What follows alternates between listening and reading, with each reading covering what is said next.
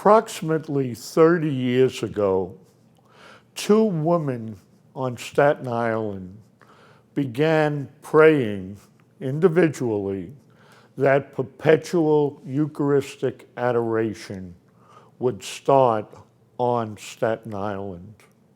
One of them, by the name of Beverly Lamont, was praying for a number of years, but never told anyone about her prayer.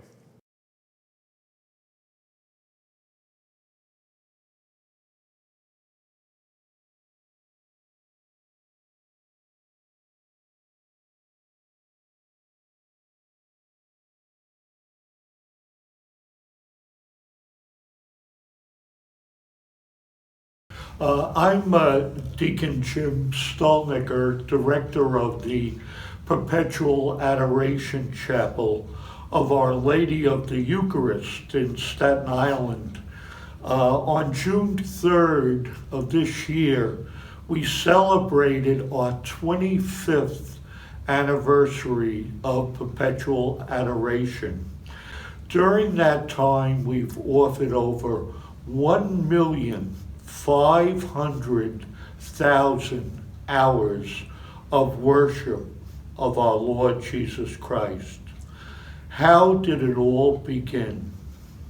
Just as our salvation began with our Blessed Mother, a 13-year-old girl praying in the silence of her room, the same thing happened with this wonderful woman that we're going to interview by the name of Beverly Lamont.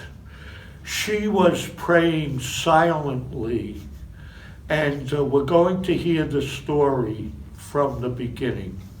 Beverly, could you tell me a little about your being raised Catholic and what brought this love of the Eucharist and Mary to you? Yes.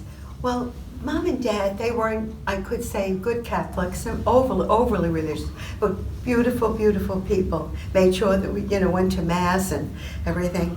And I remember myself sitting as a little girl saying, Jesus, someday I want to become your saint.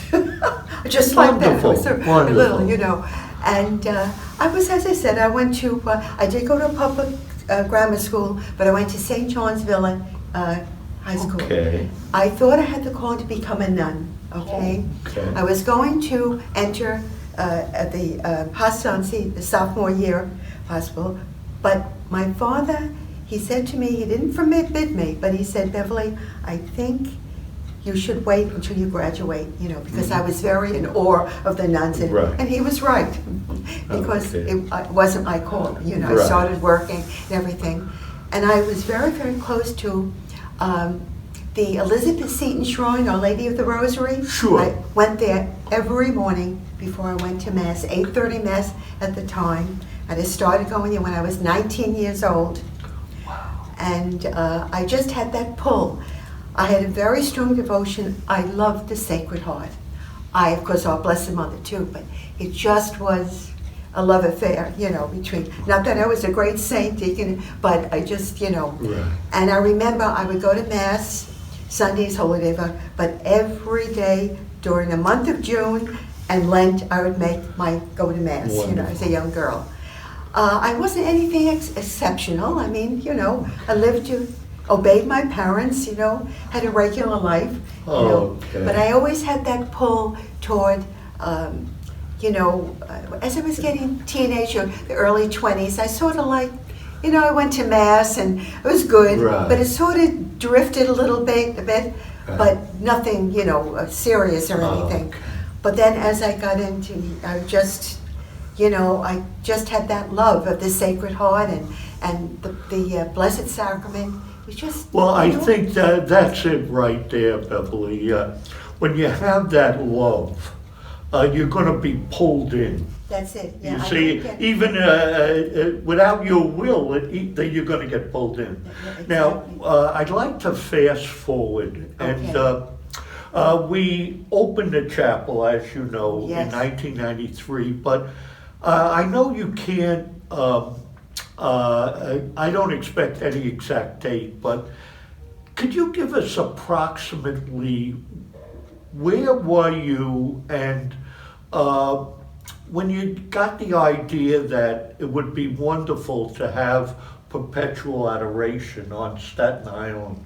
Could you tell us about how that came into your mind? Well, what I used to do, Deacon, every year I would have a day for the Blessed Mother at my home, a day for the Sacred Heart, and I call as many women into my house as Right. possible, and a day for the Divine Mercy, Okay. every year. Okay. I don't remember the years now, but it was preceding 2003. I would say Okay. the late 1990s, you know. It was, Really? It was several years before? Oh, definitely, yeah. It was, yeah. Oh. Now, Barbara and I prayed a lot. Right. Okay. And first of all, I guess you've heard of the Victim Adorers of the Blessed Sacrament. Okay. Yeah, okay. Now, I had gone into the chapel one at Holy Child, and Lillian O'Connor was in the front, and I was in the back and I was praying, and I got this strong, someday Lillian will be very close or instrumental, whatever it was, came about she was. Okay. The same thing happened with Barbara Bennett. But Okay. this is after we had those things, I had things in the house. We wanted Perpetual Adoration, Deacon Jim, and we prayed. I opened my house for a week for people to come in and pray for Perpetual Adoration. Okay. Okay? Barbara and I went into the city. We went to here. We sat in cold churches and we prayed. Okay. One day, I was praying, and he said, Barbara Bennett will be instrumental in starting. Yeah. I'm not to say anything, but I am to pray. Okay. I prayed for a good few months, Right. Deacon Quinn. One day Barbara came to my house. She says, Beverly, I came. She brought some things that she wanted me to give out for holy hours, Right. okay, on the North Shore. She says, Beverly, I don't know what it is.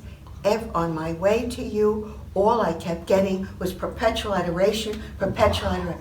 Deacon Quinn, I nearly fell down. I was like, Wow. you know. That's don't a say- spiritual Yeah, experience. it was. I knew it. I knew Okay. it. So finally, when I told Barbara, she said, okay. We prayed for months. We went to churches. Every single week, we had a day that we went all over the place. We sat in cold churches. Sometimes we went in Mount Manresa. I can't tell you, we were praying for the Blessed Sacrament. We went on retreat to the Wonderful. Blue Army Shrine. We made it the thing, Wonderful. the big thing of, yeah. We knew. That is wonderful. Yeah, that's it. So I think it's so important that we heard Beverly's story, because like most wondrous things, they begin in the silence of prayer. And what we're hoping now, after 25 years, that we can keep this wonderful perpetual adoration going on Staten Island, and also to spread Beverly's message and our message of the importance of praying before the Blessed Sacrament.